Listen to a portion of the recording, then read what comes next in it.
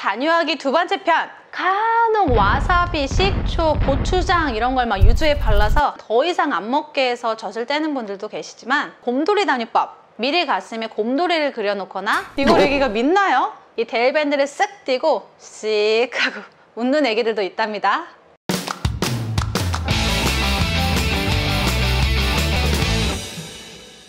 안녕하세요. 똑똑한 엄마들의 똑똑한 TV, 맘똑TV. 오늘은 모유 수유만큼 중요한 단유아기 두 번째 편.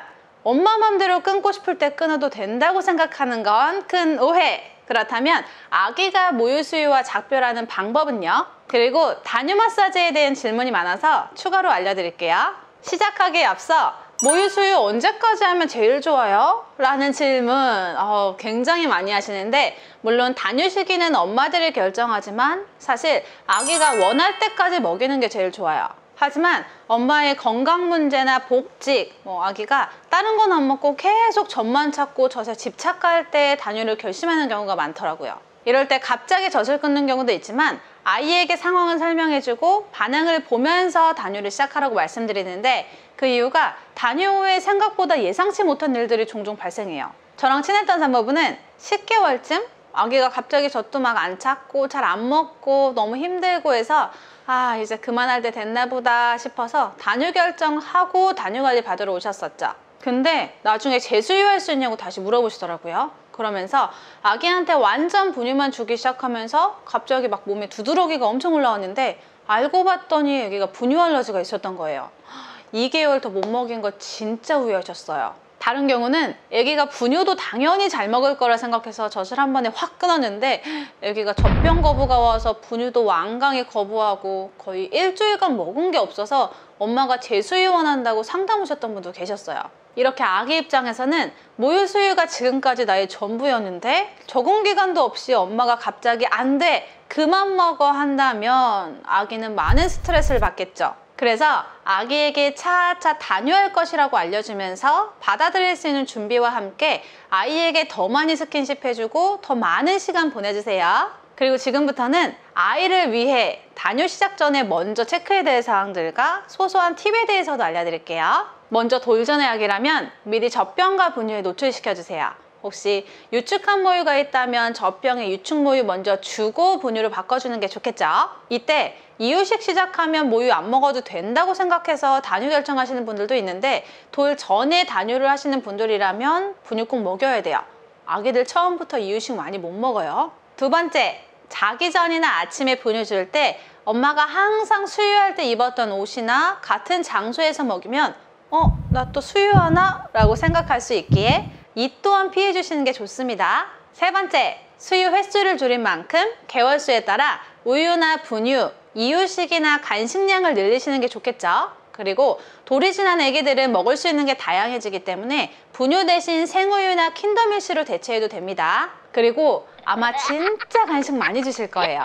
네 번째, 아기가 밖에서 활동을 할 정도의 개월수라면 가능하면 봄이나 가을 같은 따뜻한 달에, 그리고 엄마 말고 다른 가족들이 함께 도움을 준다면 훨씬 더 수월하게 단유할 수 있습니다. 이유는 엄마랑 집에서 계속 함께 있으면 애기들은 계속 찌찌 생각밖에 안 나고 젖 냄새 나고 자기만의 루틴이 있기 때문에 계속 먹으려고만 하는데, 밖에서 활동하거나 다른 사람들과 놀면서 엄마가 아닌 관심을 다른 데로 돌리면 애기들은 모유 먹는 걸 까먹을 수 있다는 거죠. 그래서 조금 더 수월하게 단유할 수 있답니다. 하여 다른 가족들의 도움을 받을 수 있고 남편이 쉬는 주말이 단유를 시작하기에 좋을 수 있어요. 낮이나 밤이나 남편의 도움이 특히 많이 필요합니다. 다섯 번째, 찌찌 먹으면서 자는 애기들 많죠. 근데 수유할 때 젖을 물고 자지 않아야 단유가 쉬워요. 특히 밤중 수유할 때 습관처럼 젖 물고 자는 아기들, 진짜 단유하기 힘들어 하세요. 그래서 이런 경우라면 수면 교육 먼저 한 뒤에 단유를 하시는 게 훨씬 수월합니다. 그래서 특히 6개월이 지난 아기들의 경우에는 단유를 시작하기 전에 수유하면서 물고 자는 습관 먼저 교정한 뒤에 단유하시는 것이 훨씬 쉬워요. 단유를 시작하면서 밤중 수유도 같이 끊으려는 분들도 많은데 할 수는 있어요. 근데 저항이 만만치 않을 거예요. 밤마다 울고 악쓰고 엄마들도 마음 아프고 잠 못 자서 예민하고 힘들죠. 이거 딱 한 번만 물리면 바로 자는데 그러다 결국 다시 물리면서 단유에 종종 실패하는 분들이 있는데, 이런 경우는 사실 아기들이 배고파서 먹는 게 아니라 그냥 습관이에요. 그래서 단유하면서 밤중 수유 끊고 갑자기 통잠 자는 아기들 꽤나 많답니다. 6번째, 아기 예방접종이나 아플 때는 단유 시기를 좀 미뤄주세요. 7번째, 스트레스를 최소화하기 위해서 아기가 어린이집을 가거나 엄마 직장 복귀 시기, 이유식 시작 시기, 수면교육 등 새로운 환경과 맞물리지 않게 해주세요. 8번째, 단유 시 아기가 퇴행 증상이 보인다면 스탑! 분유 주면 되지, 그냥 우유 먹으면 되지 라고 단순히 수유 방법만 바꾸시는 거라 흔히들 생각하시겠지만, 아기들은 단순히 먹는 것뿐만이 아니라 수유하면서 엄마랑 함께 교감하고 행복을 느꼈던 시간들이었기 때문에 아이들에 따라 심리적으로 받아들이는 데는 시간이 다소 걸릴 수 있어요. 그래서 단유를 하면서 아기들이 갑자기 자기 머리를 막 때리거나 분리불안 증상 등의 모습이 자주 보인다면, 그땐 단유 계획을 잠시 중단하고 아기의 상황에 따라서 다시 시작하시는 것이 좋습니다. 자, 그럼 어떤 방법으로 아이에게 단유하는 게 좋을까요? 돌 정도 되는 아기들 말귀 다 알아듣잖아요? 그래서 돌 이후에 단유할 때 쉽게 아이들이 어느 정도 말귀를 알아들을 수 있을 때 하는 가장 흔한 단유 방법은 바로 곰돌이 단유법. 단유 종료 날짜, 쉽게 디데이를 정해놓고 곰돌이를 그린 디데이 달력을 만들어서 아기가 잘 보이는 곳에 턱 붙여놓고 1, 2주 전부터 계속 곰돌이 얘기를 해주는 거예요. 아들, 엄마 찌찌 먹고 건강하게 잘 자랐지?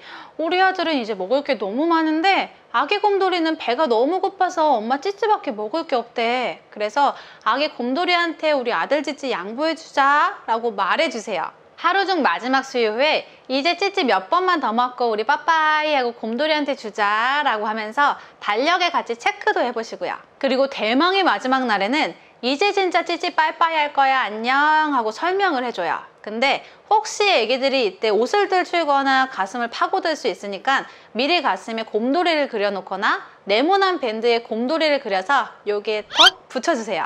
이걸 믿어? 하지만 생각보다 높은 성공 확률을 가지고 있답니다. 또 다른 방법은 마찬가지로 단유 1, 2주 전부터 이제 찌찌 우리 빠빠이 할 거야 찌찌 안녕 이렇게 설명을 해준 뒤에 단유하는 날 가슴에 데일밴드를 척 붙여놓고 애기가 만약에 젖을 찾을 때 엄마 이거 찌찌 아야해서 이제 찌찌 우리 아들한테 못 줘 엄마 찌찌 아야해 라고 말해주는 방법도 있는데, 조금 큰 애기들은 이 데일밴드를 쓱 띄고 씩 하고 웃는 애기들도 있답니다. 이렇게 찌찌와 빠빠이 하는 이유를 아이에게도 충분히 말해서 아이들도 이제 더 이상 모유를 먹을 수 없다는 거에 대해서 준비할 시간을 줄 수 있도록 하는 거죠. 인내심을 갖고 대화를 하다 보면 말을 못하는 아이라도 엄마 말을 듣고 직감적으로 알아요.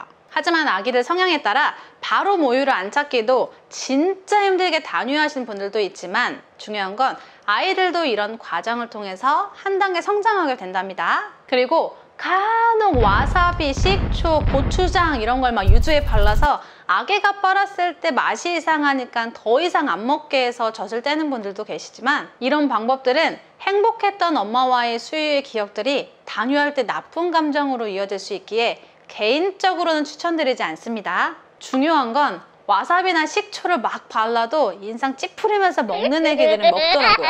그래서 이렇게 엄마가 단유하기로 마음먹은 후에도 모유 수유는 조금 더 길어질 수 있기에 너무 조급해하지 마시고 여유를 가지고 조금 기다려주세요. 저는 2~3번 정도 수유하다가 돌 되는 날부터 단유 시작했는데 마지막 수유하는 날 혼자 너무 아쉬워서 제가 막 울컥했거든요. 근데 저희 아들은 너무 서운할 정도로 바로 안 찼더라고요. 네, 그랬답니다. 그리고 마지막으로 단유 마사지 꼭 해야 될까요? 일단 단유 관리는 젖을 말리면서 그와 동시에 몽골이나 고인젖이 남아있지 않게 관리해주는 목적이거든요. 일부에선 단유 관리 전혀 필요 없습니다 라고 얘기하기도 하지만, 제가 경험한 바로는 물론 개인의 유방 조직에 따라 다를 수 있겠지만 솔직히 단유 관리 받은 분과 받지 않은 분은 둘째 임신에서 젖돌기 시작할 때 조금 달라요. 그래서 첫째 때 젖몸살이 전혀 없었는데 둘째 때 갑자기 젖몸살이 나타나기도 하고요. 특히 수유 기간이 짧거나 치밀 유방, 그리고 가슴에 석회화가 심하신 분들이 빠른 시간 내에 젖을 확 말려버리면 추후에 유방 트러블 생길 확률이 더 높거든요. 그렇다면 단유 마사지 몇 번 받아야 될까요? 전량에 따라 다르지만 최대한 천천히 시간을 두고 잘 줄여서 최소 한두 번이라도 마무리로 관리를 잘 해준다면 내 유방은 더욱더 건강해지겠죠. 저도 양 다 줄여서 마지막에 단유 관리 한번 받았어요. 네, 오늘 영상은 여기까지입니다. 제가 일전에 안 아프고 안전하게 단유하는 최고의 방법들은 미리 알려드렸죠. 근데 사실 엄마가 단유하는 것보다 아기가 더 이상 수유할 수 없을 때 느끼는 상실감은 더욱 커요. 단유 방법엔 정답이 없기 때문에 상황에 따라 혹은 아이의 성향에 따라 달라질 수 있지만 엄마가 갑자기 이제 좀 그만 먹자라고 단유를 결정하기보다는 엄마와 함께 교감하며 행복하게 했던 모유수유 기간만큼 수유 끝 마무리까지 잘 해주셨으면 좋겠어요. 네, 오늘 영상이 도움이 되셨다면 좋아요, 구독, 알림 설정까지 꾹! 감사합니다.